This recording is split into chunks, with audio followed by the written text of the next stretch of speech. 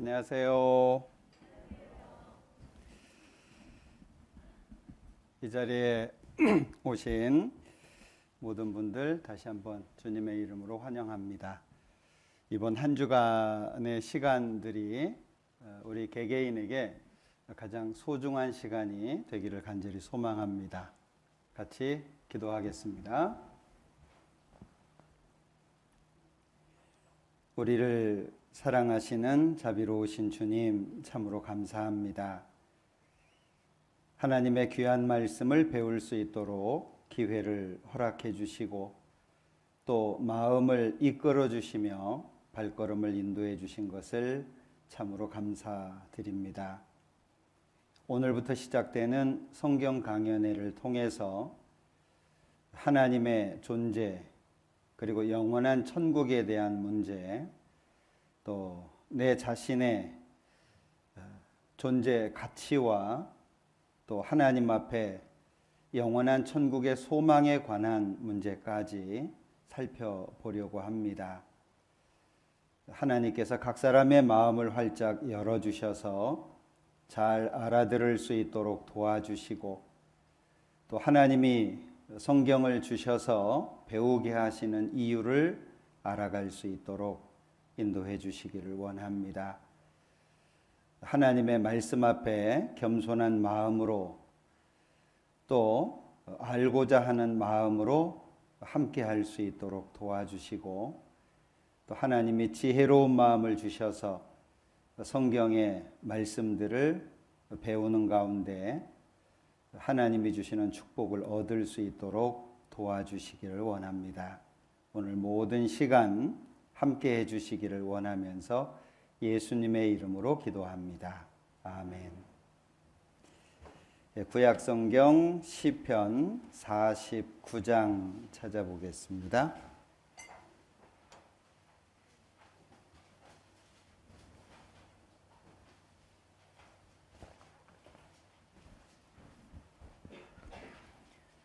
시편 49장 20절입니다.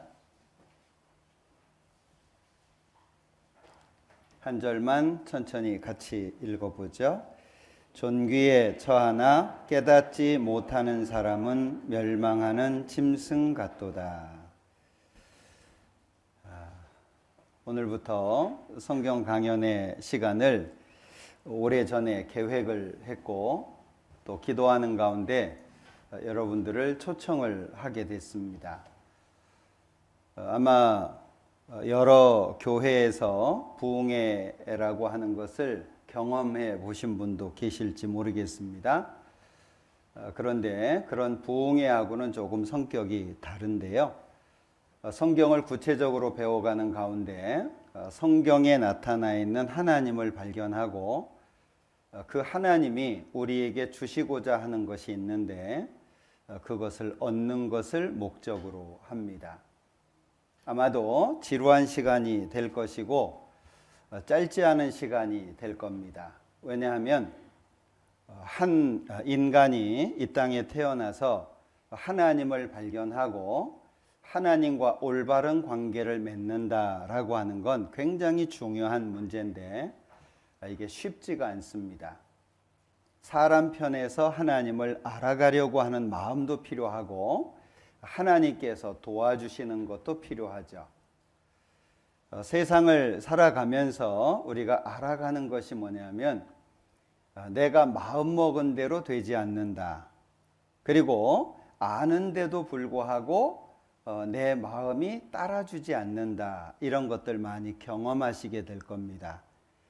분명히 옳은 길인데 내가 가기를 원하지 않을 때도 있고 분명히 맞는 건데 내 마음에서 거부할 때도 있어요. 우리는 내 마음과도 싸워야 되고 내가 그동안 경험했던 거, 또 배웠던 거, 그 많은 것들과 싸우는 시간을 이번 일주일 갖게 될 겁니다. 그 가운데에서 우리는 하나님을 발견하고 그 하나님의 뜻 앞에 굴복하는 시간이 필요할 거예요. 그냥 간단하게 교회를 다니는 것이라든지 종교를 갖는 문제라고 한다면 이렇게까지 무겁게 시작하지 않아도 될 것 같아요. 그런데 우리는 교회를 다니는 문제를 뛰어넘어서 종교 하나를 갖는 걸 뛰어넘어서 과연 하나님은 계시냐? 또 이 성경을 하나님의 말씀이라고 하는데 이 성경이 하나님의 말씀이라는 걸 어떻게 설명할 수 있냐? 그리고 하나님이 사람을 만드셨다고 하는데 사람을 만든 이유가 뭐냐? 그리고 이 성경에 역사적인 부분이 많이 기록되어 있다라고 하는데 그 역사는 과연 사실이라는 것을 성경 스스로가 증명할 수 있냐? 우리는 짧은 일주일의 시간 속에 많은 것들을 생각하고 고민해 봐야 됩니다. 그래서 호세아서 4장에 말씀하시는 것처럼 내 백성이 지식이 없으므로 망하는도다 라고 말씀하고 있는데 우리는 성경에 있는 하나님의 말씀을 깊이 있게 공부하는 가운데 우리가 가질 수 있는 의문들에 대한 답을 얻을 수 있어야 될 겁니다. 지금 우리 시대는 대면보다는 비대면이 익숙해진 시대죠. 가상의 공간에서 만나는 것이 자연스러워진 시대가 벌써 되었습니다.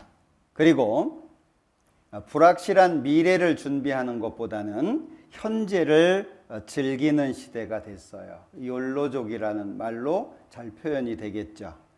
인생은 한 번뿐이다. 그러니 불확실한 미래를 준비하고 애쓰는 것보다는 현재를 재미나게 살자라고 하는 시대죠.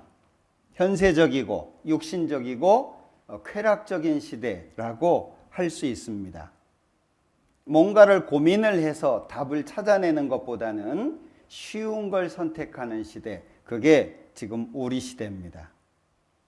어떤 사람이 말했던 것처럼 사색하기를 포기하는 것은 정신적인 파산선고라고 했는데 사람이 생각하지 않는다면 사람으로서 살기 어렵습니다. 사람은 뭔가 고민하고 또 생각하고 그러는 가운데 답을 찾아야 되는 것들이 있죠. 이사야서 22장 13절에 보면 사람들의 마음이 한번 찾아볼까요? 여기는 표시해 두시고 이사야서 22장 13절입니다. 너희가 기뻐하며 즐거워하여 소를 잡고 양을 죽여 고기를 먹고 포도주를 마시면서 내일 죽으리니 먹고 마시자 하도다. 지금 우리 시대의 모습을 잘 대변하고 있는 것 같습니다. 항상 나라가 망하든지 민족이 망할 때의 모습이 이와 같습니다. 개인이나 민족이나 국가가 잘 될 때에는 이런 모습이 잘 안 나와요. 그런데 이 국가가 망할 때의 모습 중에 한 가지가 뭐냐면 내일 죽으리니 먹고 마시자. 사람들이 문란해지기 시작합니다. 기준도 무너지고 생각도 안 하고 그저 육신적인 거죠. 그래서 생각의 변화라고 하는 것이 옛날에는 사람은 이렇게 살아야 돼 라고 가르쳤습니다. 근데 지금은 어떻죠? 네가 좋아하는 거 해. 많이 바뀌었죠. 옛날에는 사람이라면 당연히 이렇게 살아야 돼 이렇게 가르쳤습니다. 그러니까 과거에는 이것이냐 저것이냐가 분명했어요. 근데 지금 우리 시대는 네가 좋아하는 거 해 이러니까 이것도 좋고 저것도 좋고 지금 우리 시대는 진리를 발견하기가 어려운 시대입니다. 성경은 이것이냐 저것이냐 이걸 분명히 하고 있거든요. 근데 지금 우리 시대는 이것도 좋고 저것도 좋고 이런 시대니까 진리를 찾아내기가 쉽지 않은 거예요. 저축하는 것도 포기하고 결혼하는 것도 포기하고 자녀 낳는 것도 포기하고 오직 그냥 막연하게 하루하루 사는데 그래서 어떤 사람이 말했던 것처럼 지금 우리 시대를 돼지 문화의 시대, 피그 컬처라고 얘기한 사람도 있어요. 뭔가 공감이 되지 않습니까? 우리 잘 아시는 얘기죠. 하루살이가 메뚜기하고 놀았대잖아요. 메뚜기가 날이 저무니까 하루살이 보고 내일 만나자 그랬더니 하루살이가 저 메뚜기 이상해. 내일이 어딨냐. 하루살이에게는 내일이라고 하는 것이 없어요. 자, 참새하고 메뚜기하고 재미나게 놀았습니다. 메뚜기는 한철이라고 하죠. 자, 이 참새가 가면서 내년에 만나자 그러니까 메뚜기가 얘기합니다. 저 참새 이상해. 내년이 어디 있어? 여러분들 어떻습니까? 여러분들은 어떤 마음과 어떤 기준을 가지고 오늘을 사셨습니까? 아니면 어떤 가치관을 가지고 어떤 생각을 가지고 내 인생을 설계하고 있습니까? 영국에서는요, 수년 전에 무신론자 협회에서 돈을 사람들로부터 받아가지고 버스에다가 광고를 했어요. 신은 아마 없을 텐데, 아마도 하나님은 없을 거야. 그러니까 걱정하지 말고 인생을 즐겨라. 이렇게 버스에다가 광고판을 내건 적이 있었습니다.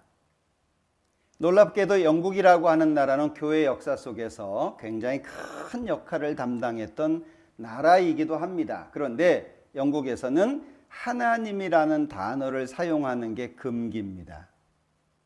시대가 바뀌었죠.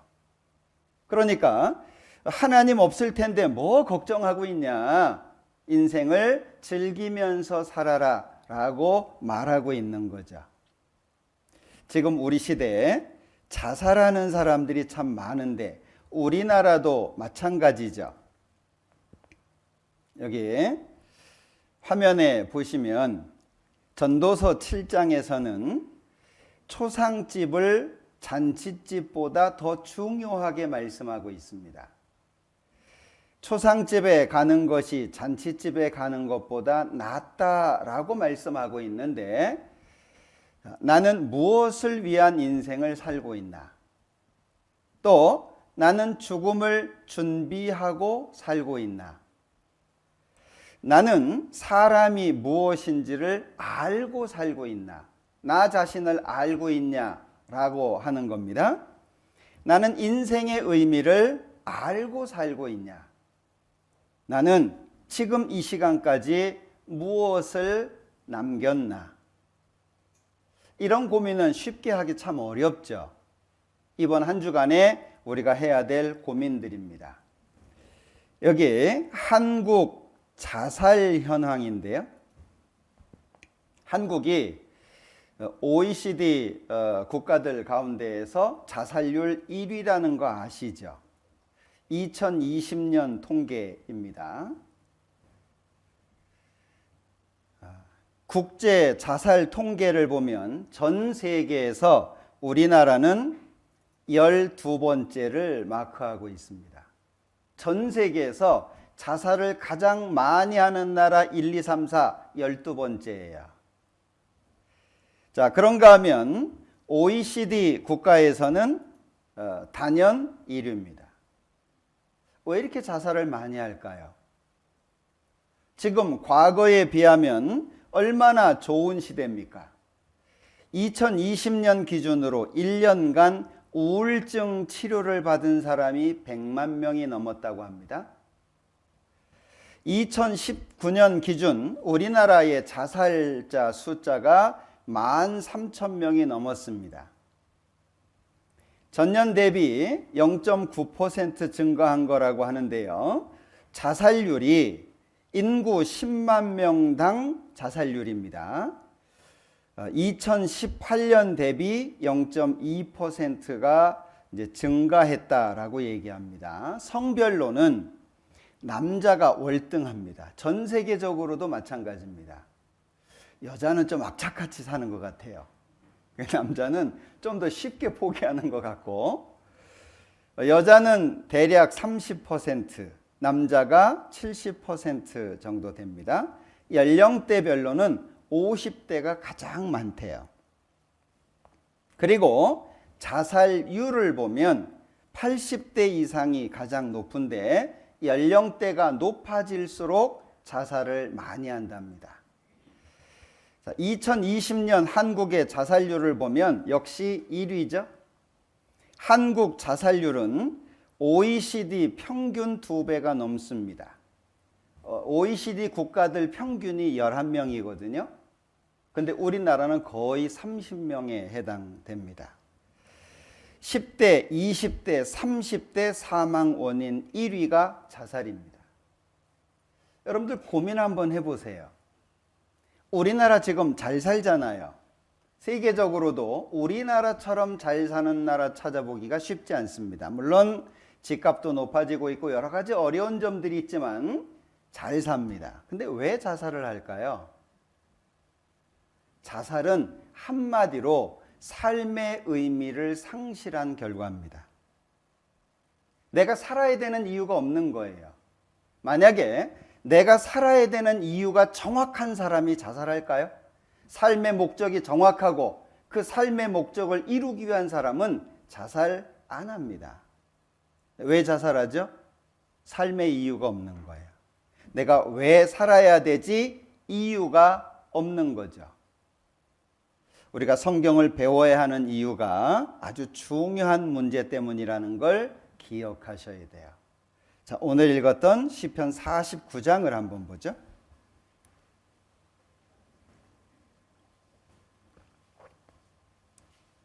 1절입니다. 만민들아 이를 들으라. 세상의 거민들아 귀를 기울이라. 귀천 빈부를 물론하고 다 들을지어다. 얼마나 중요한 문제길래 세상 모든 사람, 세상의 거민들아 2절 귀천 빈부를 물론하고 세상에 있는 모든 사람입니다.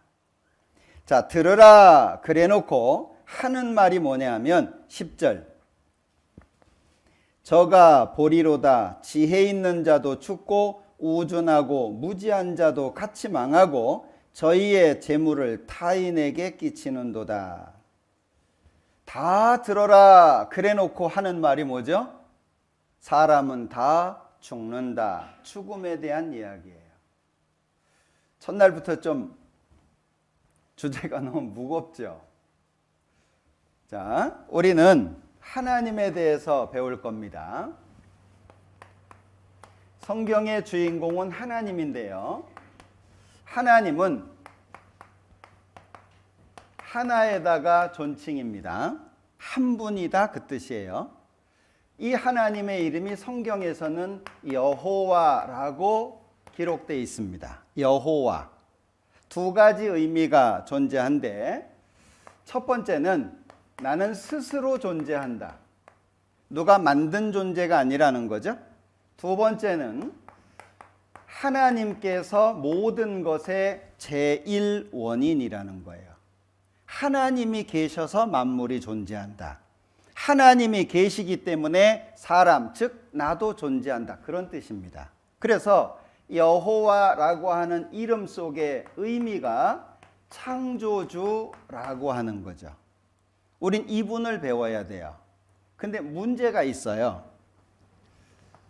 자, 하나님은 영이시라고 말씀하고 있는데 요한복음 4장에 보면 하나님은 영이시니 그랬고 누가복음 24장에 보면 영은 살도 없고 뼈도 없다. 그래서 디모데전서 6장에 보면 하나님은 볼 수 없다 이렇게 돼 있어요.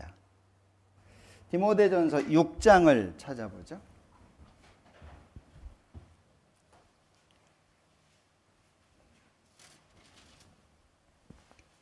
15절입니다. 기약이 이르면 하나님이 그의 나타나심을 보이시리니 하나님은 복되시고 홀로 한 분이신 능하신 자이며 만왕의 왕이시며 만주의 주시오 오직 그에게만 축지 아니함이 있고 가까이 가지 못할 빛에 거하시고 아무 사람도 보지 못하였고 또 볼 수 없는 자시니 그에게 존귀와 영원한 능력을 돌릴지어다. 아멘. 자, 여기에서 16절 중간에 아무 사람도 보지 못하였고 또 볼 수 없는 자. 근데 교회 다니시는 분들 보면 하나님 봤다는 분들 많죠. 저도 의외로 여러 분 만나봤거든요. 하나님을 보면 어떻게 되냐? 출애굽기, 창세기, 출애굽기 두 번째 성경이죠. 출애굽기 33장입니다. 20절. 또 가라사대 네가 내 얼굴을 보지 못하리니 나를 보고 살 자가 없음이니라. 성경에는 하나님을 보면 죽는다고 되어 있습니다. 그런데 하나님을 보고 산 사람들은 어쩐 일일까요? 성경은 기준을 가지고 있어요. 이사야서 8장을 보죠. 많이 찾아볼 겁니다. 왜? 직접 확인하기 위해서입니다. 이사야서 8장 20절. 마땅히 율법과 증거의 말씀을 조칠지니 그들의 말하는 바가 이 말씀에 맞지 아니하면 그들이 정령이 아침빛을 보지 못하고. 이 말씀이 기준이라고 하는 걸 제시하고 있죠. 요한계시록 22장입니다.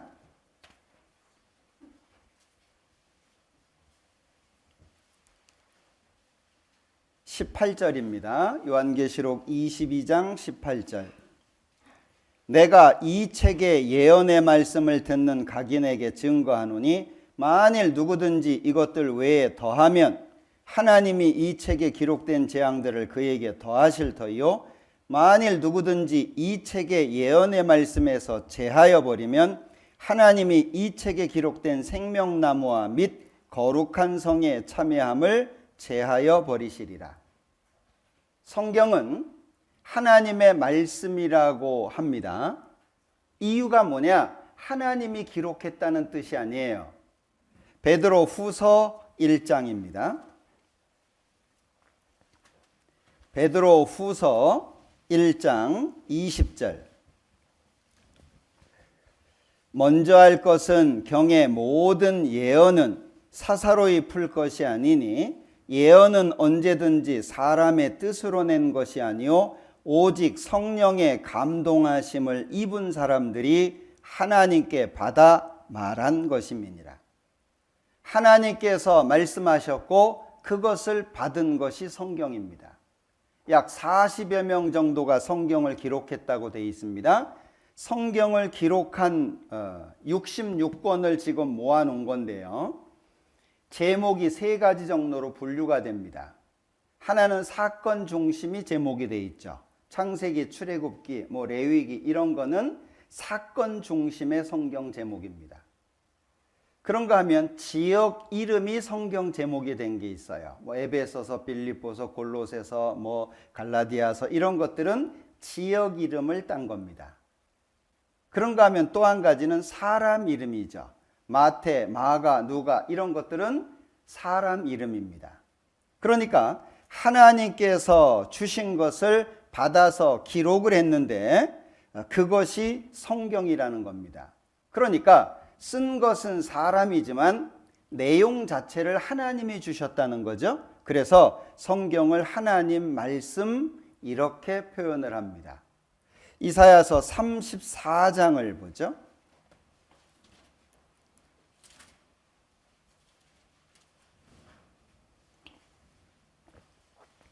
16절.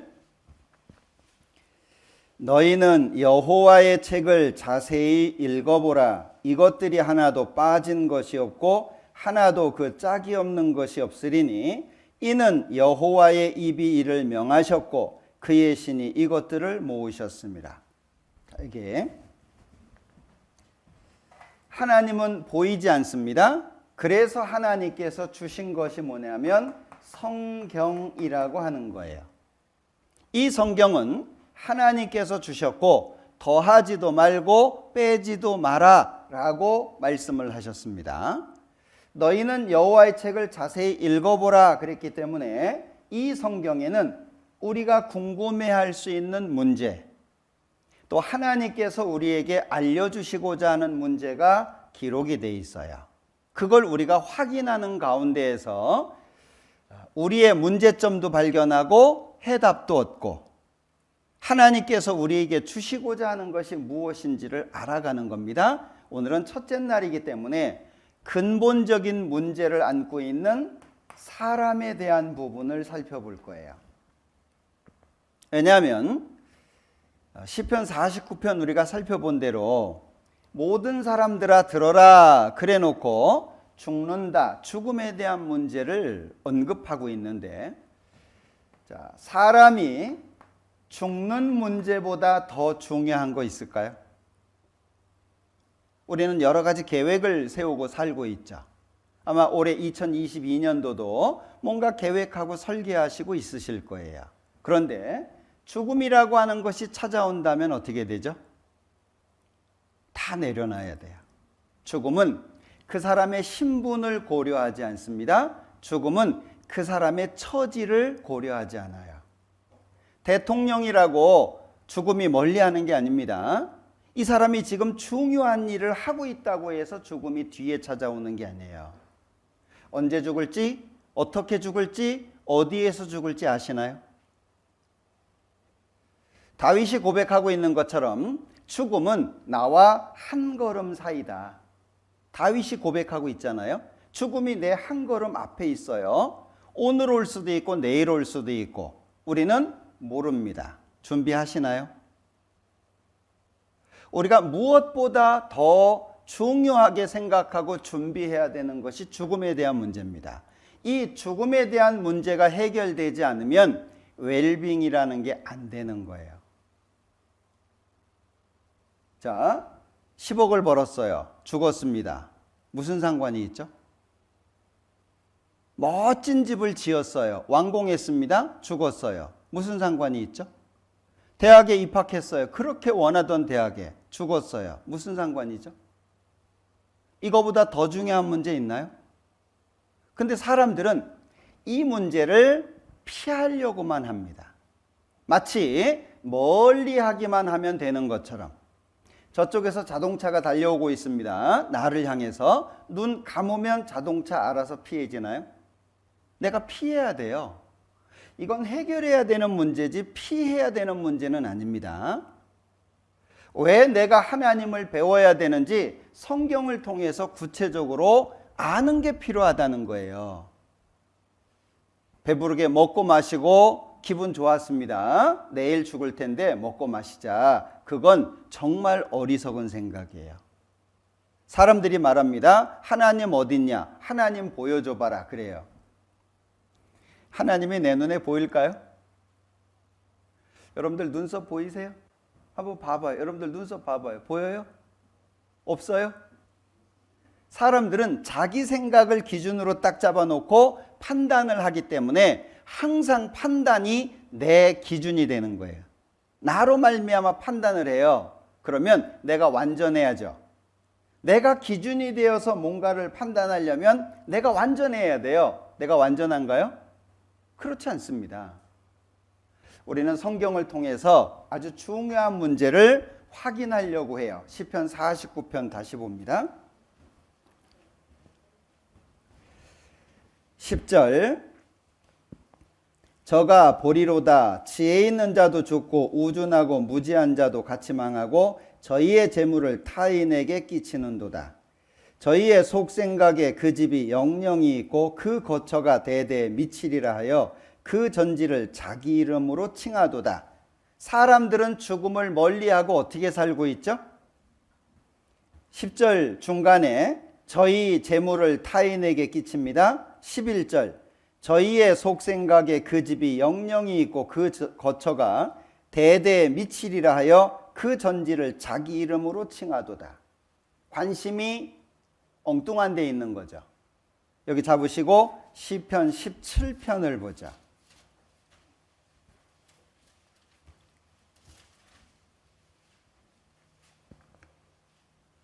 14절입니다. 여호와여, 금생에서 저희 분깃을 받은 세상 사람에게서 나를 주의 손으로 구하소서. 그는, 여기 그라고 하는 사람은 금생에서 분깃을 받은 세상 사람을 말하죠. 그는 주의 재물로 배를 채우심을 입고, 관심이 어디에 있습니까? 재물에 있죠. 자녀로 만족하고 자녀에게 관심이 있습니다. 그 남은 산업을 그 어린아이들에게 유전하는 자니이다. 이게 세상 사람들이 관심을 갖고 살아가는 여러 가지 중에 한 가지예요. 지금 내가 죽음이라고 하는 너무 큰 문제 앞에 있는데 그것은 생각을 안 하고 엉뚱한 데 마음 뺏기고 살아가고 있죠. 그런데 시편 49장 13절 13절 저희의 이 행위는 저희의 우매함이나 후세 사람은 오히려 저희 말을 칭찬하리로다. 사람들은 뭘 칭찬하죠? 그래, 죽으면 끝이야. 죽기 전에 뭐 마음껏 이것도 해보고 저것도 해보고 그런 거야. 분명히 성경에서는 잘못됐다고 말씀하고 있는데 사람들은 오히려 그걸 칭찬합니다. 그리고 그걸 권장하죠. 죽음이라고 하는 문제를 미화시키고 마치 죽음이라고 하는 걸 포장할 수 있는 것처럼 생각을 합니다. 하나님은 말씀하십니다. 12절 사람은 존귀하나 장구치 못하며 멸망하는 짐승 같도다. 사람이 존귀한 것은 사실이지만 짧게 산다. 짧은 인생을 살게 되는데 멸망하는 짐승 같다. 그것을 20절 오늘 시작할 때 읽었죠? 존귀에 처하나 깨닫지 못하는 사람은 멸망하는 짐승 같도다. 그러면 존귀한데 왜 존귀한지를 모르면 멸망하는 짐승과 같다. 극과 극이죠. 존귀할 수도 있고 완전히 낮아져 가지고 짐승처럼 될 수도 있고. 그러면 인간, 사람이 존귀하다 이걸 어떻게 알 수 있을까요? 만드신 하나님을 알아야 돼요. 성경을 배우는 이유가 그겁니다. 성경은 교회 다니기 위해서 배우는 게 아니에요. 성경은 종교를 하나 갖기 위해서 배우는 게 아닙니다. 성경은 나를 발견하기 위해서 배우는 거예요. 요한복음 5장 보죠.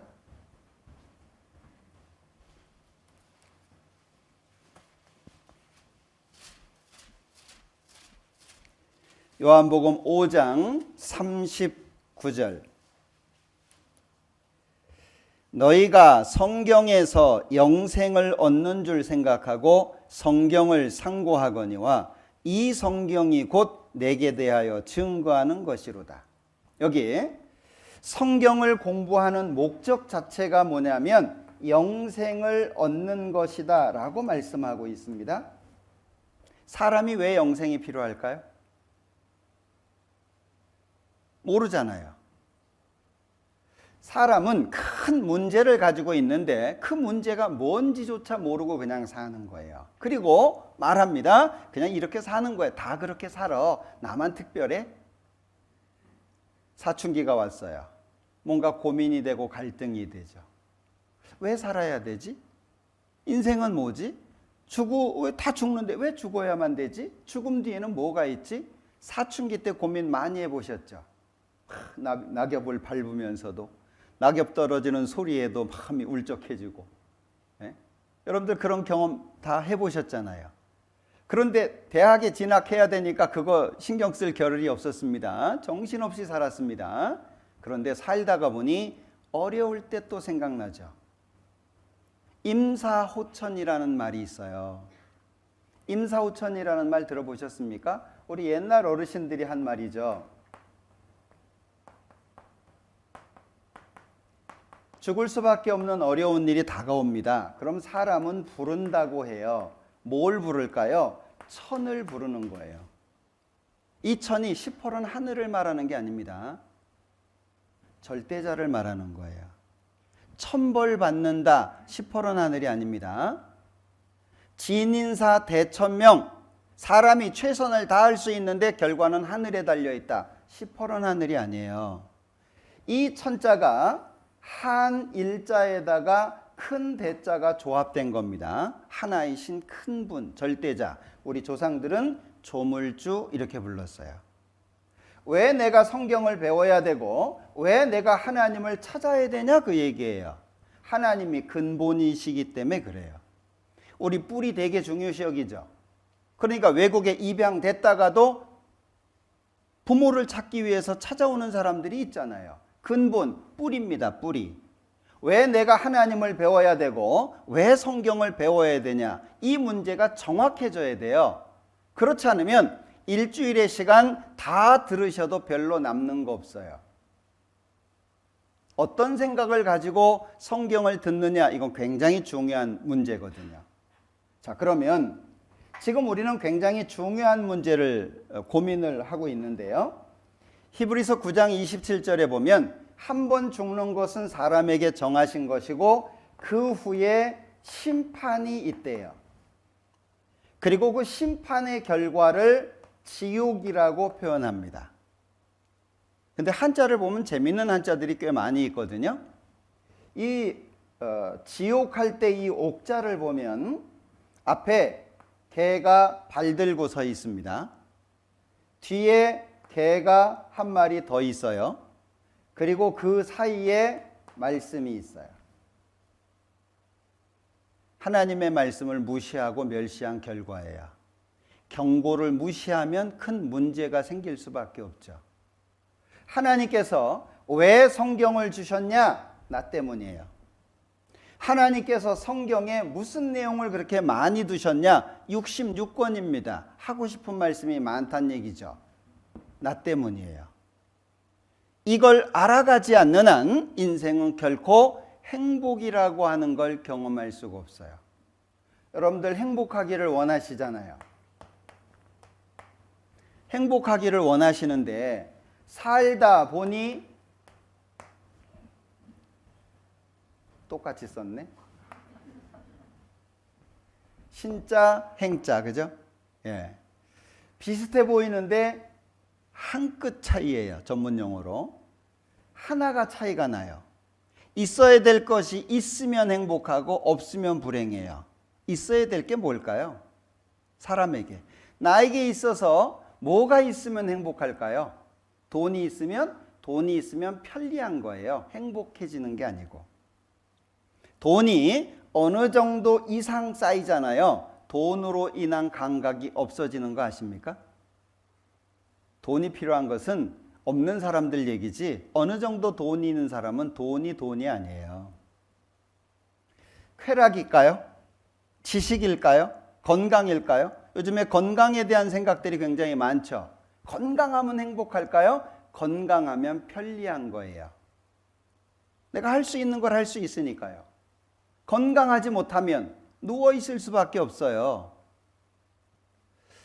건강하면 다 행복한가요? 돈 있으면 다 행복할까요? 지식을 쌓으면 다 행복한가요? 그렇지 않아요. 뭐가 문제일까요? 너희가 성경에서 영생을 얻는 줄 생각하고 성경을 상고하거니와. 성경을 공부하는 목적 자체는 영생이에요. 40절에 뭐라고 돼 있죠? 요한복음 5장 40절. 뭐라고 돼 있습니까? 그러나 너희가 영생을 얻기 위하여 내게 오기를 뭐 하지 않는다고요? 이 원이 뭐예요? 마음입니다. 마음. 마음이 없다 그 얘기예요. 그러면 하나님 앞에 갈 수 있는 아주 좋은 길, 편안한 길, 쉬운 길이 있지만 결국에 하나님 앞에 못 가는 이유가 뭐냐? 하나님을 증명할 수 없어서가 아니고 성경이 사실이라고 하는 걸 입증할 수가 없어서가 아니고 뭐가 문제냐? 마음의 문제예요. 마음. 여러분들은 마음이 있으신가요? 첫날부터 마음을 요구하기는 참 어려운 문제죠. 마음이 있어야 돼요. 그래서 한 가지 살펴볼 텐데 우선 여기 화면을 보시면 하나님은 영이시죠. 그래서 성경을 주셨습니다. 이 성경에는 크게 두 가지가 나타나 있는데 하나는 증거입니다. 그리고 또 한 가지는 경고입니다. 하나님은 억지로 사람을 천국에 데려가지 않습니다. 하나님은 강제로 믿음을 가지라고 말씀하시지 않습니다. 믿음이라고 하는 건 들음에서 난다라고 말씀하고 있는데 로마서 10장 17절에 보면 믿음은 들음에서 난다. 들음은 그리스도 하나님의 말씀이다 그랬는데요. 믿음이라고 하는 것이 들어야 생긴다는 거죠. 그래서 귀가 강조되어 있어요. 들으면 하나님의 말씀을 통해서입니다. 좀 다르게 설명하자면 믿음은 신뢰가 필요하고 신뢰는 경험을 통해서 이루어져요. 이 경험을 성경에서는 두 가지로 말씀하고 있는데 신명기 18장입니다. 신명기 18장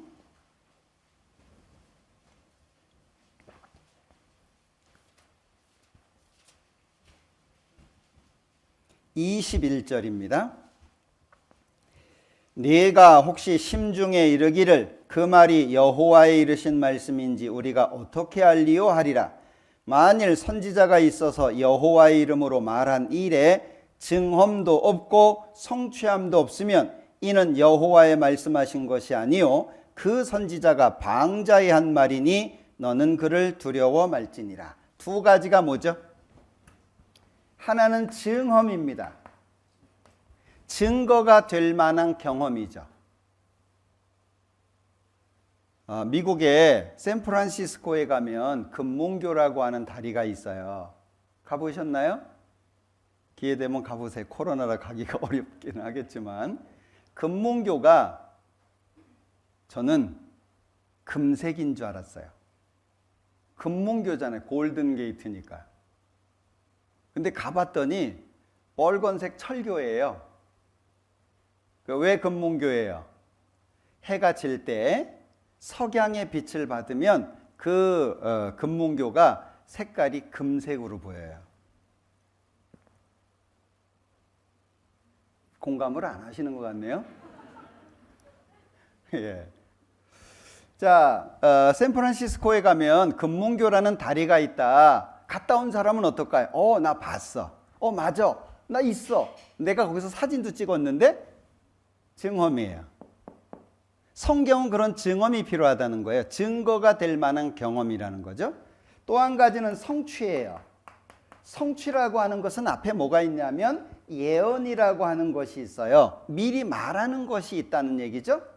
그러면 미리 말하는 이유가 뭐냐? 요한복음 14장입니다.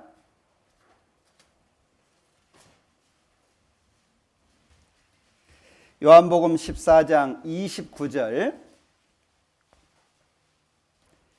이제 일이 이루기 전에 너희에게 말한 것은 일이 이룰 때에 너희로 믿게 하려 함이라. 자 보셔요. 일이 이루기 전에 너희에게 미리 말했다. 예언이죠. 예언한 목적이 뭐죠? 일이 이룰 때에 성취죠. 그 다음에 뭐가 필요해요? 그때 믿으라는 거예요. 그러면 성경에서 말씀하시는 믿음이라고 하는 건 자동이에요? 수동이에요? 이해되시죠? 믿습니다 해서 생기는 게 아니라는 거예요. 그건 사람들에게 강요하는 거예요. 이 시간 이 말씀이 사실이라고 하는 것을 인정이 된다면 아멘 하십시오. 사실 이런 건 의미가 없는 거예요. 믿음은 자연스럽게 되는 거예요. 믿습니다라고 하는 신앙 고백을 통해서 믿어진다면 사실은 별로 성경의 내용이 그닥 중요하지 않아요. 미리 말했죠? 성경의 3분의 1이 예언이라고 합니다. 굉장히 많죠. 그대로 이루어졌어요. 그 다음에 믿음을 가져요. 그러니까 왜 믿음이 안 생기냐? 난 성경이 안 믿어져. 난 하나님이 잘 안 믿어져. 왜 안 믿어지죠? 신뢰가 없어요. 신뢰가 없는 이유가 뭐예요? 경험이 없거든요. 그럼 경험이 없다는 얘기는 뭐죠? 성경에 있는 내용들에 대한 구체적인 지식을 경험하지 못했다는 얘기예요. 그러니까 안 믿어지는 거예요. 오늘 저를 처음 보신 분은 저 믿어지세요? 뭐 소개해 주셨는데, 담임 목사라고 소개해 주셨는데 한 1,000만 원 빌려 주실래요? 어떻게 믿어져요? 길 가다가 처음 만난 사람 믿어진다는 것 자체가 이상하지 않아요? 근데 만약에 저하고 수십 년을 같이 살았다. 어떤 사람인지 알 거 아니에요. 성경이 그와 같다 그 얘기예요. 그러니까 성경을 이런 과정을 겪어서 믿음으로 나아간다 그 얘기죠. 확인하는 게 필요한 거예요. 그래서 이 성경 안에는 두 가지 증거가 있고 경고가 있어요. 그러면 증거는 여기 일단 6가지만 올려놔 봤는데요. 증거는 왜 필요하냐? 경고 때문이에요. 무시할 수 없는 경고가 성경에 있어요. 히브리서 9장 27절에 보면 사람은 반드시 죽어요.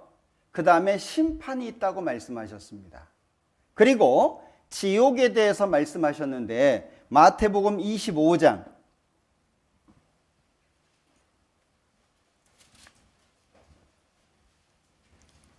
마태복음 25장 46절 저희는 영벌에 의인들은 영생에 들어가리라 하시니라. 영벌이 있고 영생이 있죠. 성경을 배우는 목적은 영생 얻는 겁니다. 근데 영생을 얻지 못한 결과가 뭐죠? 중간 없어요. 천국 가시겠어요? 아유, 부족해서요. 그럼 지옥 가시겠네요? 아유, 그 정도는 아니죠. 어디 가실래요? 의외로 교회 다니시는 분들 중에 그런 막연한 믿음을 갖고 있는 분들이 너무 많아요. 하나님이 확실하십니까? 하나님의 존재가 명확하게 마음속에 믿어집니까? 기독교 집안이라고 해서 믿어지는 게 아닙니다. 감리교를 세웠던 요한 웨슬레는 목사된 지 13년 만에 구원을 받았어요. 부모 따라 다녔거든요. 집안 자체가 기독교 집안이에요. 그 집안에 목사들이 굉장히 많습니다. 근데 목사된 지 13년 만에 그가 직접 기록했던 간증집에 나와요. 기독교 서점에 가면 지금도 많이 파니까 한번 읽어보세요. 어떻게 목사된 지 13년 만에 구원을 받을 수 있을까요? 희미한 거죠. 왜 희미해요? 구체적이지 않은 거예요. 믿음은 누가 믿으라고 해서 되는 것이 아니고요. 내가 직접 경험하고 확인하고 따져보는 가운데 내 것이 돼야 돼요. 아마 오늘 이 자리에 오신 분들 중에 이끌려져서 오신 분들이 있으실 거예요. 들어보자. 어떤 분은 오늘만 들어볼 거야. 그래서 되게 이틀째에 실종되시는 분들이 꽤 많아요.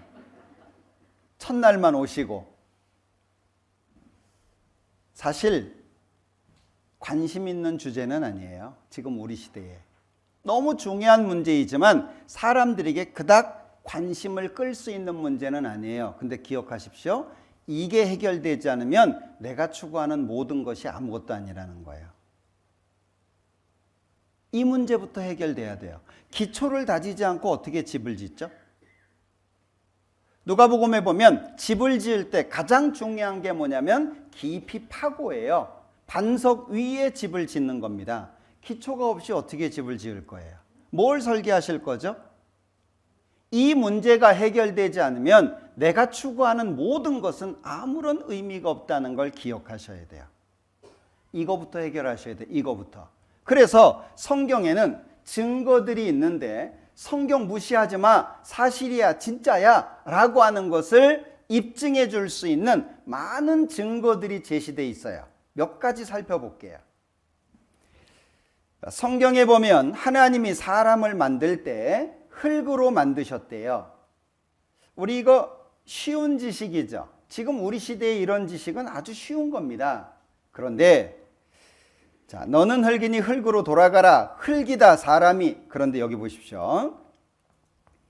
18세기 말엽에서 19세기 초에 이르러서야 비로소 원형질과 광물질을 과학적으로 분석하는 기술이 개발이 되었는데 인체를 구성하는 광물질을 화학적으로 분석해 본 결과 흙과 같은 물질이라는 사실이 밝혀졌다.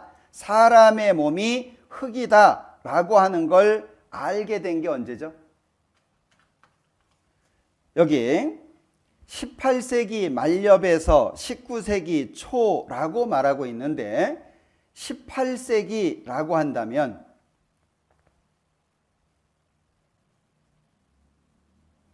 1701년에서 1800년까지예요. 그러면 지금 우리가 2022년을 살고 있는데 차이가 뭐 길게 잡아도 가장 멀리 잡아도 300년 정도 됐어요. 사람의 몸이 흙이다 알아낸 것이 300년 정도 된 거예요. 3500년 전에 성경 어떻게 쓰죠? 3500년 전에. 지금 우리가 보고 있는 이 창세기의 내용은 예수님이 태어나시기 전 1500년 모세라고 하는 사람이 제일 먼저 성경 기록합니다. 5번을 기록했다고 해서 모세오경이라고 보통 불리워지죠.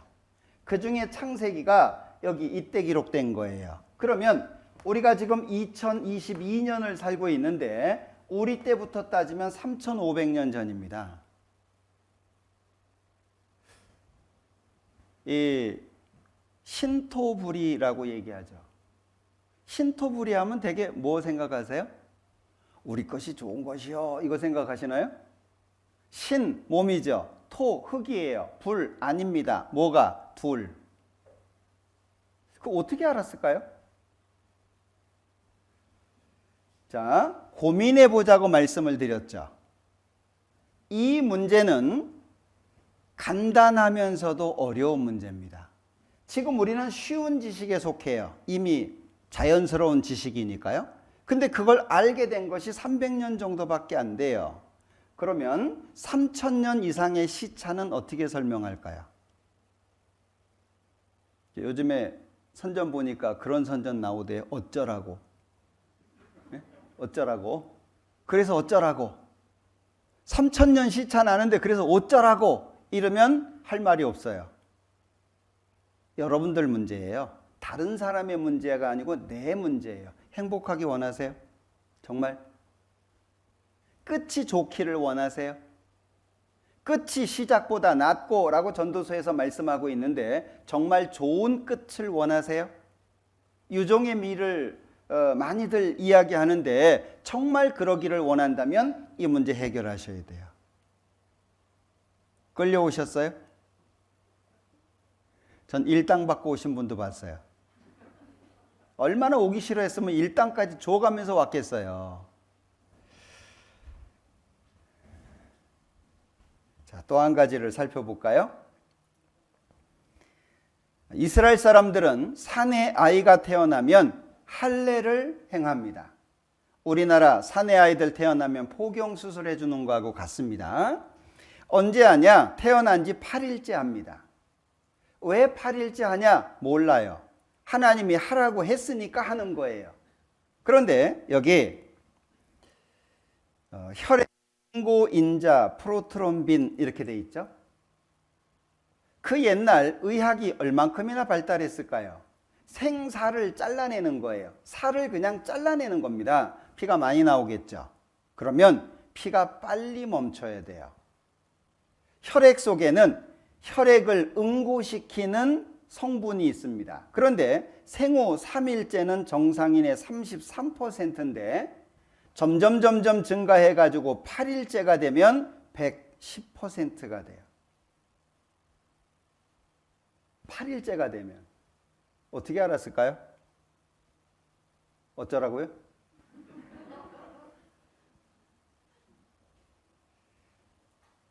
하나님이 하라고 하니까 한 거예요. 의학이 발달이 되면서 그 이유를 찾아낸 거죠. 자, 그런가 하면 지금 우리 손 씻는 거 굉장히 강조돼 있죠.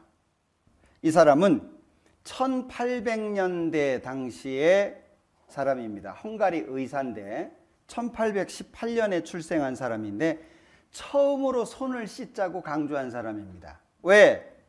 산부인과에 아이를 낳으러 산모들이 들어옵니다. 그런데 많이 죽는 거예요. 그 이유가 뭐냐? 손을 안 씻어서 그래. 손 씻자고 처음 얘기한 사람입니다.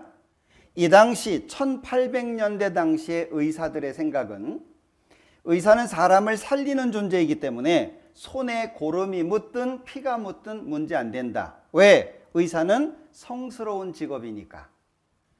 수술하다가 와서 애 받고 애 받다가 가서 수술하고 그게 익숙했던 시대입니다. 자, 그래서 여기 손 씻는 걸 이제 처음으로 말했는데 사망률이 최대 18.3%예요. 많이 죽었죠. 그런데 손 씻자고 해가지고 2%까지 줄여놨어요. 그런데도 불구하고 이 사람의 의견이 받아들여지지 않았고 정신병원에 강제 입원이 됐고 매 맞다가 죽었어요. 이 사람이 파스테르가 세균 이론을 정립하는 가운데 업적이 밝혀지게 된 겁니다. 그런데 3500년 전의 성경 레위기 13장은 문둥병을 진찰하는 규례예요. 피부에 색점이 희나 오목하지 아니하고 그 털이 희지 아니하면 제사장은 그 환자를 7일 동안 격리시켜요. 그리고 7일 만에 제사장이 그를 진찰할지니 그의 보기에 그 환처가 변하지 아니하고 병색이 피부에 퍼지지 아니하였으면 제사장이 그를 또 7일 동안 격리합니다. 14일이죠? 7일 만에 14일 만에 제사장이 또 진찰할지니 그 환처가 엷어졌고 병색이 피부에 퍼지지 아니하였으면 피부병이라. 그냥 일반 피부병인 거예요. 레위기 11장은 부정한 것과 정한 것, 깨끗한 것을 구분하는 규례입니다. 이런 것 중 어떤 것의 주검이 부정한 것 중에 주검이 목기, 의복, 가죽, 부대 물론 무엇에 쓰는 그릇에든지 떨어지면 부정하여지리니 물에 담그라. 그런데 그것 중 어떤 것이 어느 질그릇에 떨어지면 그 속에 있는 것이 다 부정하여지나니 너는 그 그릇을 깨뜨리라. 왜 어느 거는 깨뜨리고 어느 거는 물에 담글까요?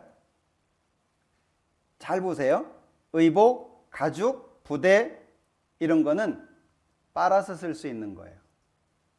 근데 질그릇은 흙으로 만든 그릇 말이죠. 거기에는 세균이 침투하게 되고 그거는 깨버리는 거예요. 이런 것의 주검이 물건 위에 떨어지면 그것이 모두 부정하여지리니 화덕, 질탕관, 흙으로 만든 것들입니다. 깨뜨려 버리라. 그 고기를 토기에 삶았으면 그 그릇을 깨뜨릴 것이요 유기에 삶았으면 그 그릇을 닦고 물에 씻을 것이요. 유기, 놋그릇입니다. 놋그릇은 씻어서 씁니다. 토기는 깨뜨려 버립니다. 여러분들 이걸 3500년 전에 성경에 기록했다는 거 이해되세요? 지금 사람들도 잘 이해하기 어려운 부분인데요. 레위기 15장에 보면 유출병이라고 피나 고름이 멈추지 않고 계속 나오는 병인데요. 유출병 있는 자의 눕는 상, 침상, 자리, 몸 접촉하는 건 다 부정해집니다. 안장, 접촉한 자, 그 몸 아래에 닿았던 것에 접촉하는 겁니다. 유출병 있는 사람이 앉았어요. 거기에 누군가가 앉았습니다. 직접 몸이 닿은 게 아니에요. 그런데도 불구하고 부정하다라고 말씀하죠.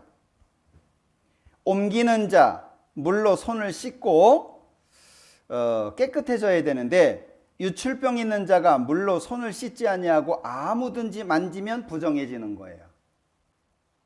1800년대 당시에도 세균에 대한 이론이 정립되지 않았어요.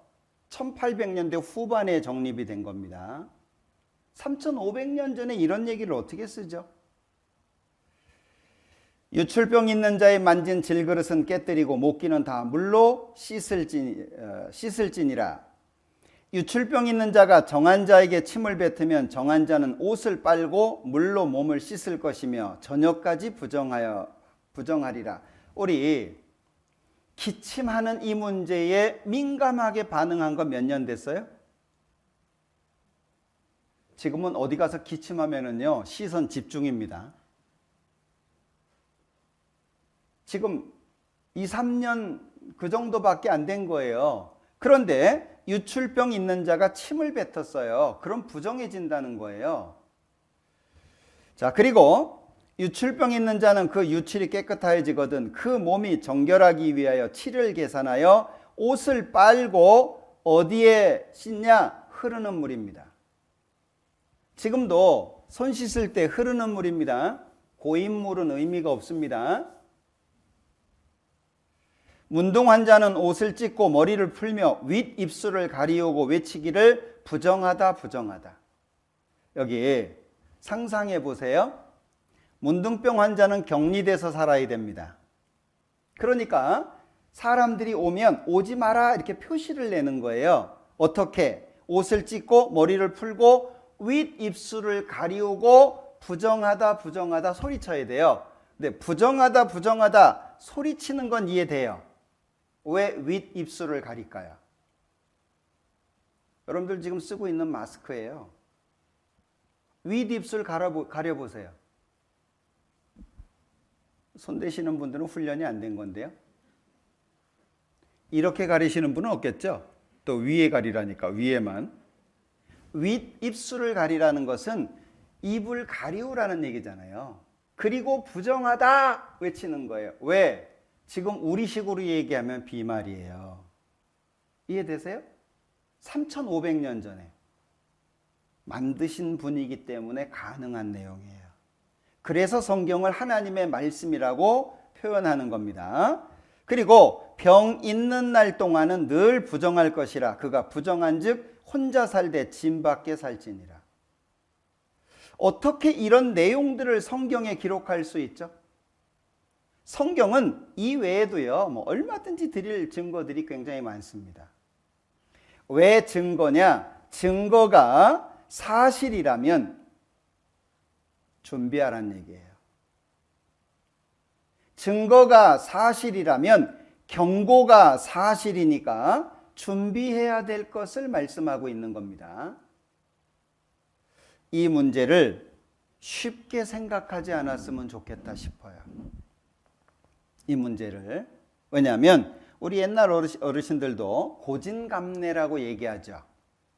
고생 끝에 낙이 온다는 거예요. 지금 우리 시대는 고생을 싫어해요. 낙만 즐거워해요. 단 것만 좋아합니다. 분명히 과정을 통해서 열매를 얻는 것인데 과정 자체를 싫어하는 거예요. 그러니 아까 자료 보여드렸죠. 우울증으로 이 치료를 받으신 분들이 100만 명이 넘는다니까요. 왜 그래요?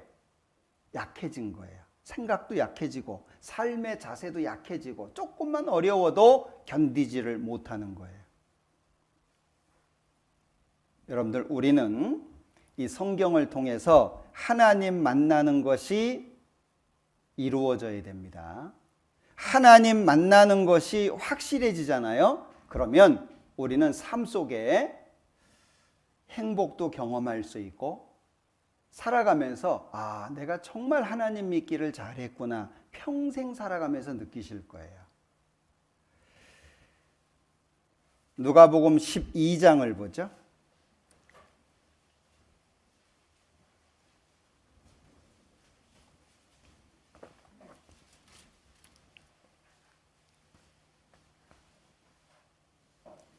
(20절) 하나님은 이르시되 어리석은 자여 오늘 밤에 네 영혼을 도로 찾으리니 그러면 네 예비한 것이 네 것이 되겠느냐 하셨으니 자기를 위하여 재물을 쌓아두고 하나님께 대하여 부요치 못한 자가 이와 같으니라. 사람이 준비해야 될 게 두 가지죠. 하나는 자기를 위하여 이 땅에서 살아야 되니까 공부도 해야 되고 직장도 다녀야 되고 하는 겁니다. 그런데 하나님께 대하여 먹고 사는 문제만 있는 게 아니죠. 하나님께 대해서 준비해야 되는 것이 필요하다는 거예요. 마태복음 7장 찾아보자.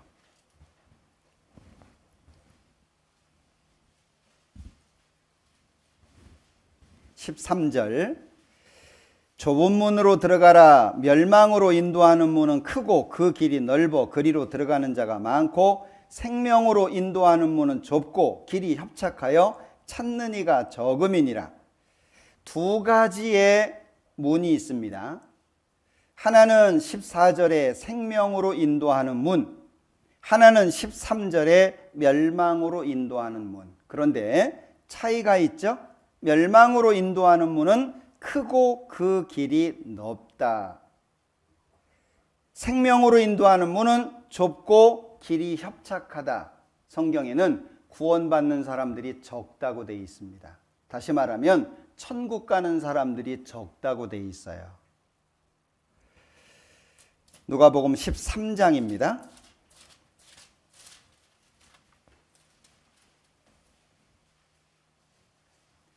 23절 혹이 여짜오되 주여 구원을 얻는 자가 적으니까 저희에게 이르시되 좁은 문으로 들어가기를 힘쓰라. 내가 너희에게 이르노니 들어가기를 구하여도 못하는 자가 많으리라.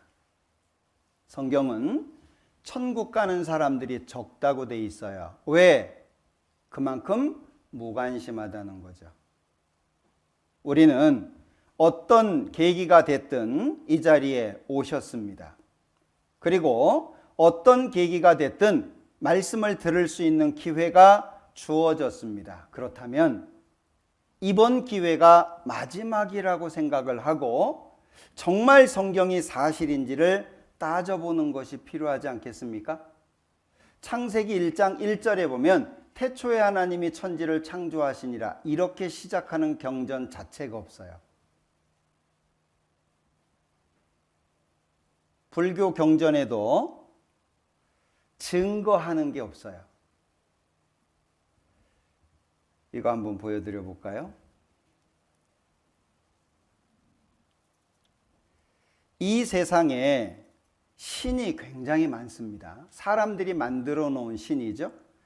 인도에 가면 이게 도로에 있는 사당입니다. 여기 뱀 보이시죠?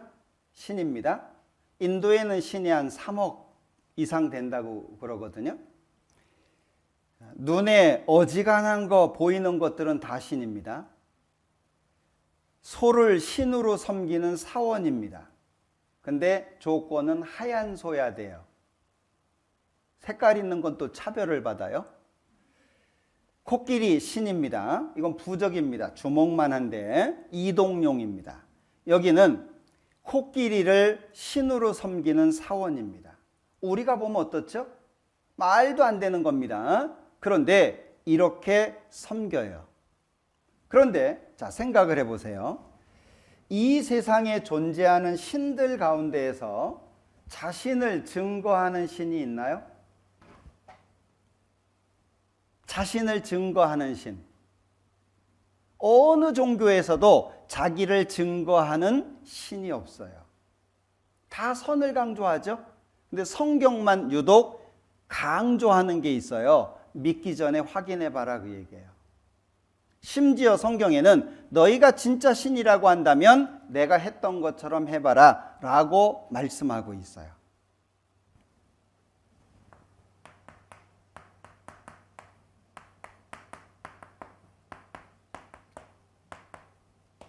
성경에서는 신이 아닌데 신으로 대접받는 것들을 우상이라고 표현합니다. 우자가 허수아비라는 의미가 있어요. 입 있어요. 말하나요? 눈 있어요. 보나요?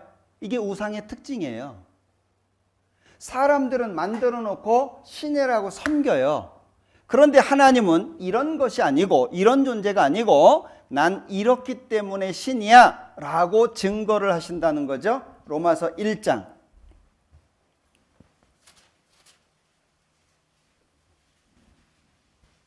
19절 이는 하나님을 알만한 것이 저희 속에 보임이라 하나님께서 이를 저희에게 보이셨느니라 창세로부터 그의 보이지 아니하는 것들 곧 그의 영원하신 능력과 신성이 그 만드신 만물에 분명히 보여 알게 되나니 그러므로 저희가 핑계치 못할지니라. 20절은 창조를 말씀하고 있습니다. 19절은 사람 속에 하나님을 알만한 것이 있다는 거예요. 사람 속에. 그럼 사람 속에 하나님을 알만한 것이 있는데 그게 뭘까? 창세기 1장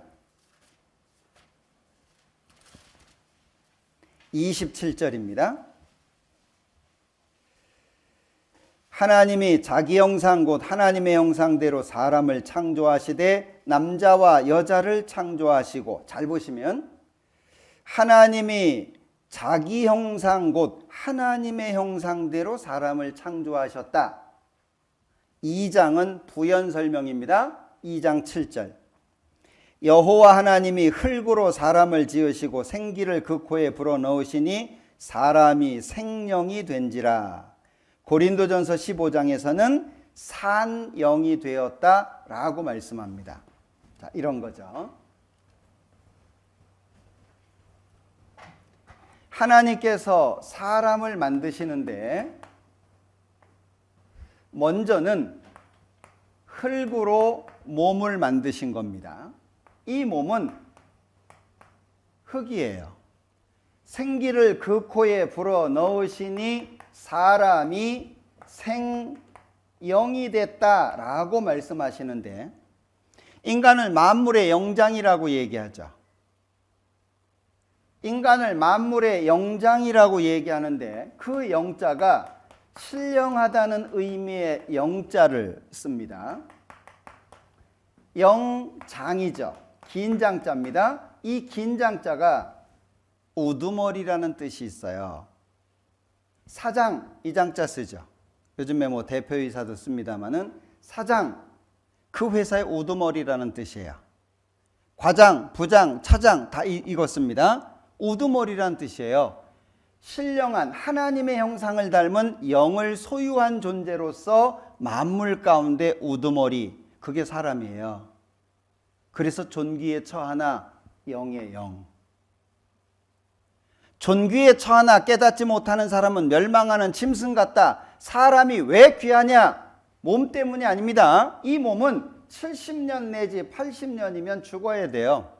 뭐 건강하면 100년까지 살기도 하지만 오래 산다는 건 사실 별로 중요한 건 아니에요.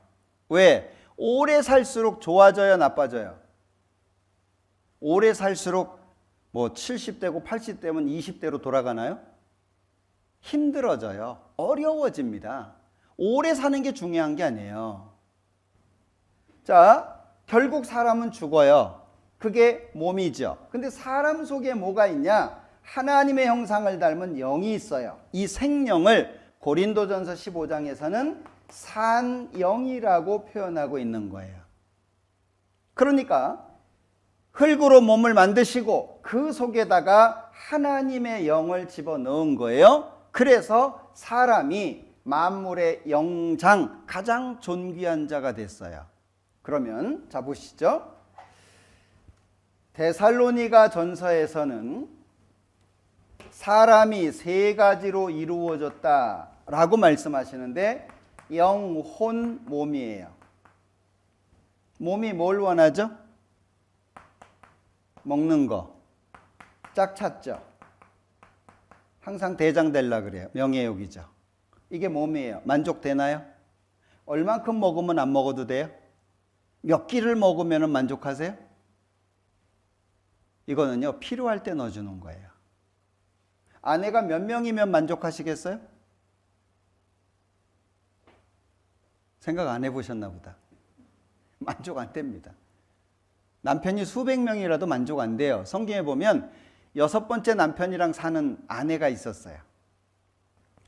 자, 6명도 보통 일은 아니죠. 그런데 예수님께서 너 남편 데리고 와라 그랬을 때 저는 남편 없어요 그랬어요. 그런데 예수님께서 네 말이 맞아 라고 하셨거든요. 분명히 6번째 남편이 있는데 이유가 뭐예요?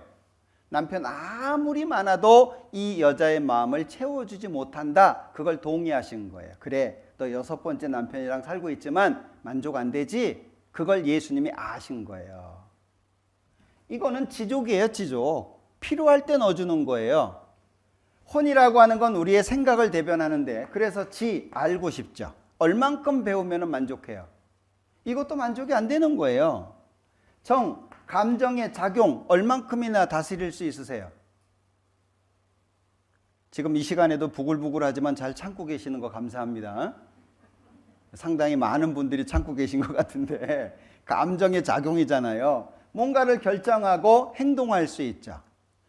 자, 이 혼과 몸은 만족이 안 되는 거예요. 그래서 성경에 지족이라고 말씀하신 거예요. 있는 만큼을 적당하다고 생각해라, 그 얘기예요. 그만큼 적당하다, 그만큼이면 됐어 라고 생각하라는 거죠. 만족 안 돼요. 만족의 문제는 영입니다. 만족의 문제는. 왜? 이 영은 하나님을 만나야 돼요. 종교심이라고 하죠. 왜 사람이 있는 곳에는 종교가 생길까요? 사람이 있는 곳마다 종교가 다 있거든요. 하나님 만나기 전에는 만족하지 않아요. 왜? 신을 찾고자 하는 욕구가 사람 속에 있어요. 그게 영이에요. 사람 속에 영이 있죠? 하나님 찾으려고 해요. 사람이 하나님을 찾고자 노력하는 그 노력을 다른 말로 이렇게 불러요. 종교가 뭐예요? 인간이 신을 찾는 행위예요. 근데 찾아봐도 만족이 안 되죠? 이것 찾고 저것 찾고 계속 찾아요. 종교가 많고 다양해질 수밖에 없어요. 자, 그 다음에 영은 착하게 살고 싶어 해요. 사람은 선하게 살게 될 때 행복합니다. 그래서 누군가를 도와줄 때 뿌듯하죠. 그리고 내가 누군가를 도와줬는데 그분이 정말 기뻐하고 즐거워하면 마음이 행복합니다. 사람은 죄를 지으면 마음이 어두워지도록 돼 있어요. 하루 종일 게임해 보세요. 마음 밝은가? 어두워져요. 사람은 착하게 살고 싶은 마음을 갖고 있어요. 그걸 양심이라 그래요. 양심 내 거예요? 하나님 거예요? 내 맘대로 제어가 안 돼요. 양심은. 내가 뭔가 잘못하고 있죠? 내 의지하고 상관없이 계속 나를 제어하려고 그래요. 틀렸어. 그거 아니야. 너 알잖아. 계속 두근두근 됩니다. 그리고 또 한 가지는 영원히 살고 싶은 마음이 있는데, 전도서 3장에 보면 하나님께서 때를 따라 모든 것을 아름답게 만드셨지만 사람에게는 특별히 영원을 사모하는 마음을 주셨다. 여러분들 속에 다 있죠? 빨리 죽고 싶으세요? 연세 드신 분들이 아유 빨리 죽어야지 빨리 죽어야지 그래요. 자식들한테 폐 안 끼치고 빨리 죽어야지. 근데 그 앞에서 아 그러세요? 그럼 올해는 돌아가세요. 이러면 되게 기분 나빠요. 그 광고에도 나왔잖아요. 100살이 돼가지고 잔치를 벌이는데 손녀가 잘 모르고 할머니 백수하세요 그랬어요. 좋아요? 죽으란 얘기인데? 그렇게 오래 살았는데도 죽는 게 싫어요. 왜 죽겠다고 얘기하냐? 불편하다 그 얘기예요. 지금 내 삶이 불편하다 그 얘기입니다. 연세 드신 분들이 제일 좋아하는 게 뭐예요? 약이잖아요. 시골에 가보면요, 우리 어르신들 막 사기당해가지고요, 막 한 2번 그 휴지 있잖아요. 예? 뭐 지하실 같은 데 이렇게 빌려가지고 뭐 팔고 하잖아요. 한 2번 휴지 주잖아요. 미안해가지고 그 다음에 30만 원, 40만 원, 100만 원 이런 약을 사요. 만병통치라고. 먹지도 못하고. 집에 가보면 장롱 위에 쌓여 있잖아요. 그런 거 안 보셨어요? 약을 얼마나 좋아하시는데요. 그래서 이 지역에서는요, 신방 갈 때 바카스 사들고 가면 제일 좋아하세요. 예. 자, 영원히 살고 싶어요. 그런데 이게 해결되나요? 사람이 가지고 있는 근본적인 문제는 혼과 몸의 문제가 아니고 영의 문제예요. 아니, 등이 가려운데 허벅지를 긁었어요. 피가 나도록. 해결됩니까? 가끔 그런 때 있으세요? 가려운데 어딘지 몰라. 가려운데 여기도 긁고 저기도 긁고 해결이 안 돼요. 얼마나 답답해요. 문제가 영에 있는데 혼과 몸을 가지고 해결하려고 해요. 문제가 해결이 안 되죠. 우리는 하나님 만나는 것부터가 시작되어야 우리가 가지고 있는 문제들이 한 가지 한 가지 해결이 돼요. 이번 한 주간이 우리에게 그런 기회가 될 겁니다.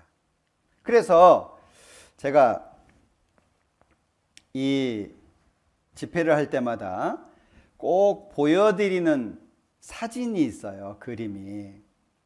자, 이 그림인데요. 폴 고갱이라고 하는 사람이 그린 그림입니다. 굉장히 큰 그림인데 오른쪽에서 왼쪽으로 보는 겁니다.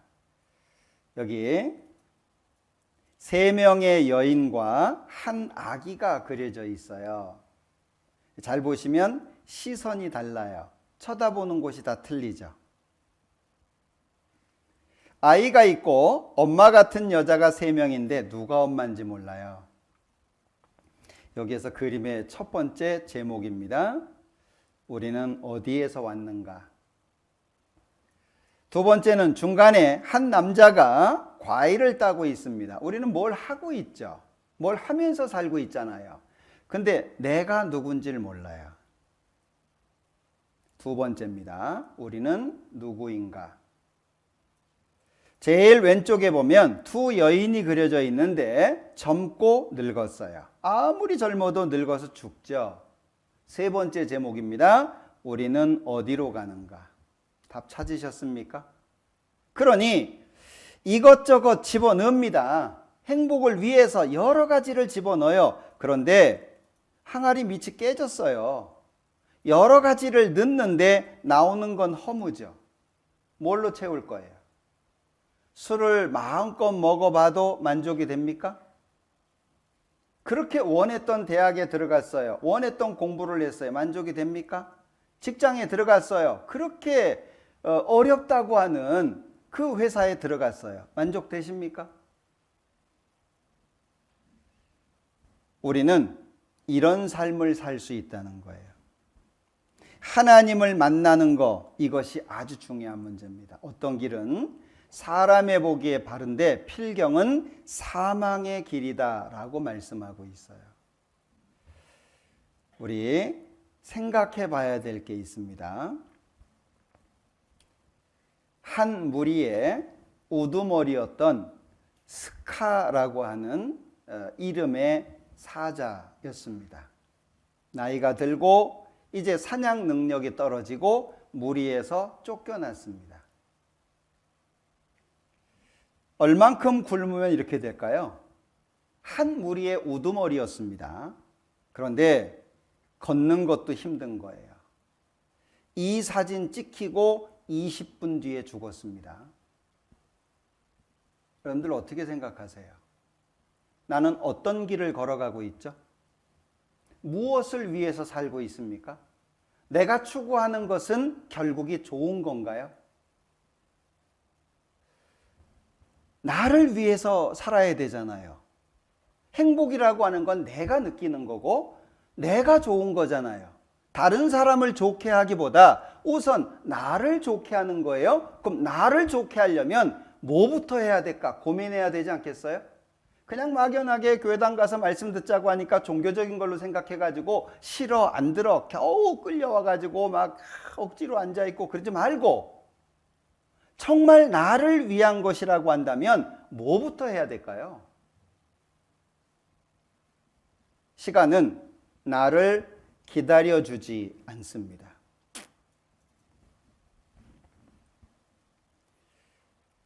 지옥의 문이라고 하는 미완성 작품입니다. 로댕이라고 하는 사람이 만들었다 그러죠. 자, 여기에서 한 인물을 떼냈어요. 요 위에 요 한 사람 보이시죠? 요 사람을 떼냈어요. 그게 생각하는 사람이에요. 뭘 생각할까요? 그냥 아무것도 없이 뜬금없이 그냥 이것저것 갖다 붙이는 게 아닙니다. 이 사람이 뭘 생각하고 있냐? 지옥의 문이 활짝 열려져 있고 그 속에서 수많은 사람들이 고통받고 있는 것을 보는 거예요. 그걸 보면서 뭔가 생각하는 거예요. 죽음에 대한 문제 얼마나 생각해 보셨습니까? 인생에 대한 근본적인 문제 얼마나 생각해 보셨어요? 나하고 상관없는 건가요? 냅둬 이대로 살다가 죽게 과연 그럴까요? 그 정도밖에 내 생명의 가치가 안 된다고 생각하지는 않으시죠? 존귀에 처하나 깨닫지 못하는 사람은 멸망하는 짐승 같다라고 말씀하고 있어요. 그러면 우리는 어떤 생각을 해야 될까요? 책 한 권을 소개해 드려 볼게요. 호주의 한 여성이 은행에서 일을 하다가 야, 내가 이렇게 살다가 죽냐? 은행을 그만두고 여행을 갔어요. 여행을 마치고 돌아와서 노인들을 돌보는 일을 하기 시작했는데 그 노인들을 만나면서 노인들이 반복적으로 하는 말들을 모아서 책을 낸 거예요. 우리나라 제목은 내가 원하는 삶을 살았더라면 이라고 되어 있는데 원래 제목은 죽기 전에 가장 많이 하는 후에 5가지예요. 죽기 전에 사람들이 5가지를 반복해서 많이 얘기하더라. 뭐냐? 난 내 자신에게 정직하지 못했다. 솔직하지 못했다. 2번째, 그렇게 열심히 할 필요가 없었다. 대충 살자 그 얘기가 아니에요. 너무 많은 시간 일하고 너무 많은 시간 엉뚱한 거에 뺏겼다 그 얘기예요. 3번째, 내 감정을 주위에 솔직하게 표현하며 살지 못했다. 4번째, 친구들과 연락하며 살았어야 했다. 5번째, 행복은 결국 내 선택이었었다. 지금의 내 모습은 내가 선택한 거다 그 얘기죠. 그런데 그렇게 많은 얘기를 하는데 돈을 더 벌었어야 했는데 궁궐 같은 집에서 한번 살았었으면 고급차 한번 못 타봤네? 애들을 더 엄하게 키웠어야 했는데 이런 얘기를 한 사람은 한 사람도 없었대요. 전부 뭘 걱정한 거예요? 그 중에 저는 이 2번째 것이 걸리더라고요. 행복하게 살기 위해서 맞벌이도 하고 열심히 살았어요. 그 사이에 아이가 크죠.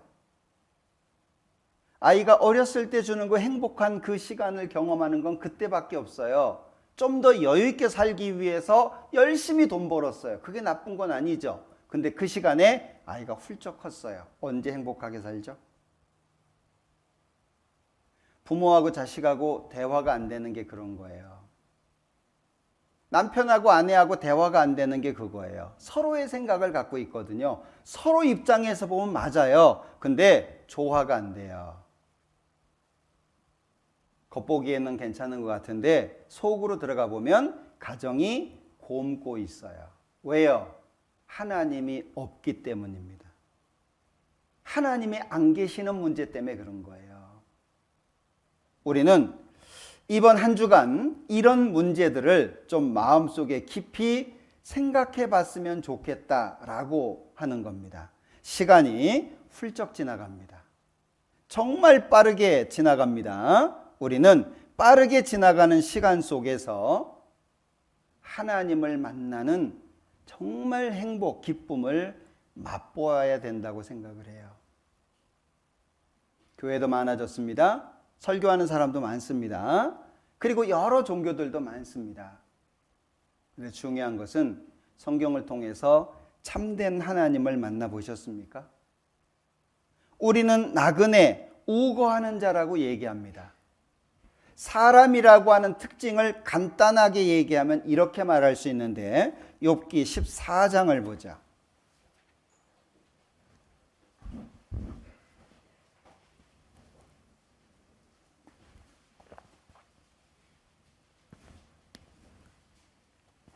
욥기 14장 1절.